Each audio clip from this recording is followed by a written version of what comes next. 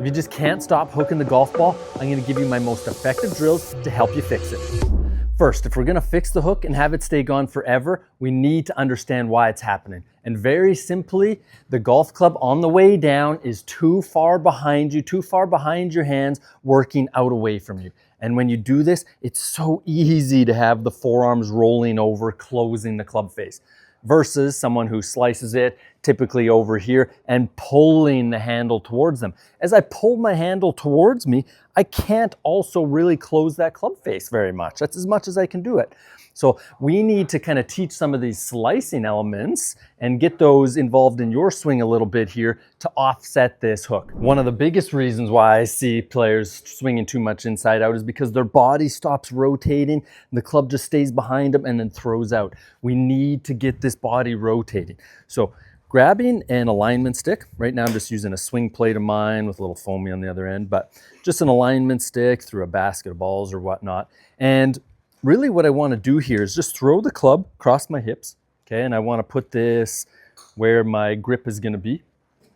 And from there, I just want to go and think about hammering into this. This is going to really force me to get this body opening up, rotating aggressively through the shot. And this here is just like, okay, how hard can I hit this down? Okay, so after we do that, that's gonna start teaching you how to use your feet a little bit more, how to get that body rotating, turning, because that motion there really helped get this club coming around straighter instead of it getting stuck in behind you and working out this way. Second, one of the most common things I see with players is as they're swinging down these shoulders, working up to the sky, okay? And you can imagine as my shoulders are working like that, where's the club going? All it's doing is staying behind me and going to be working off in this direction, okay? So we need to get this feeling. I want you to grab that club across the chest.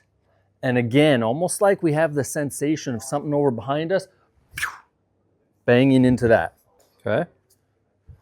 And you'll notice how as I'm doing this, I'm not banging into something up here, right? I'm not trying to go up there with it. I'm trying to go more level with the shoulders here, around. So someone who is like in this position, they're going to be feeling almost like the opposite is going to be feeling like their shoulders staying low and going around.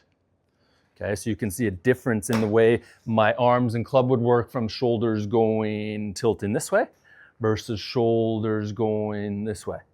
Okay, I'm not going to get stuck and the club behind me as my shoulders are moving level and left. Now finally, the third thing, what I want to do here is as I'm coming into impact, I've started to feel my body rotating, feeling the shoulders more level. Now to finish it off, I need to have the sensation that this handle, I'm trying to pull it across my left thigh here. And as I'm pulling across, I'm getting the sensation like the back pad of my left hand here.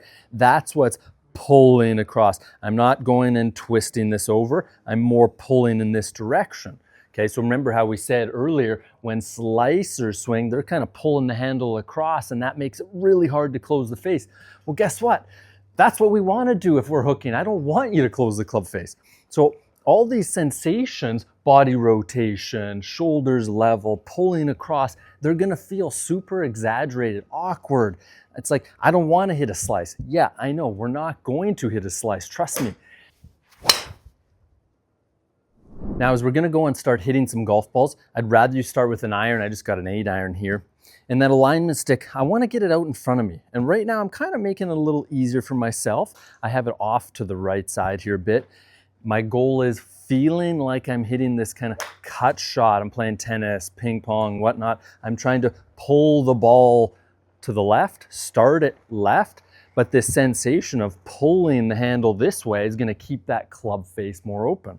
And so we're going to start real small here, just feeling, and you can see where my hands ended up over here. I almost feel like I'm pulling that whole left arm around the corner. You're not going to really see a slice here, just the shot's not big enough. But the whole idea is that I want to start this ball left, feel that pull across. And you see how small these shots are, probably flying about 70 yards here with an 8-iron. And if you're hitting this stick, okay, then obviously that club is still in here. We need to feel more level with the body, more rotating, more pulling across the lead thigh. Okay, and we're gonna work our speed up. And you'll find a point where you're getting where it's starting to get a little too close to that stick. And if that's the case, okay, slow it down again. Feel these sensations here, but we're gonna keep going until we can start adding a little more speed. And I wanna start seeing this ball start to curve. And having this right in front of me is obviously a little bit scary because I don't want to go and smash it here. Another way of doing this is you could just have something small. It could end like right here, but you know it's there, just so it's not as intimidating as this. Now I'm going to feel that speed really body rotate, level, pull across. I want to feel this thing slice. Okay, so super exaggerated, but with these exaggerated motions, it's going to help blend it together from too inside out, too hooky, getting more of a slicey feel and meet in the middle and start having your ball start on line with less curve. Another really good way of practicing this is because obviously there's a lot of thoughts in our mind, like what am I supposed to do here? Get to the top of the swing, pause, remember those feelings, even add just a little bit of pulse, okay, level shoulders, body rotate, feel this, pause at the top, and then go, okay? It doesn't have to be pretty. We're just trying to give ourselves a chance to kind of think and rehearse the feeling before we actually go and make contact. Pauses are great anytime learning something new.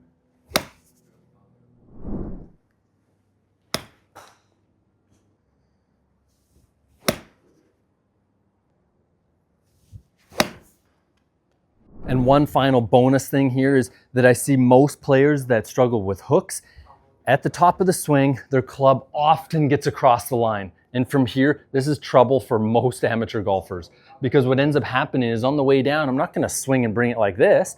The club needs to work back to try to get back on a swing plane, right? Well, that looping action often tends to get people stuck and standing up here and then inside out and flippy. So I really want to get this shaft flatter at the top. So normal takeaway up to the top. You can see from here to here, there's some forearm rotation, using my wrists a little differently. Trail elbows in, not out. Then from that position, a little bit of a pause and swing. But from there, that shaft just stays more on plane through the swing, and I can get that club head moving with my body turn a lot better.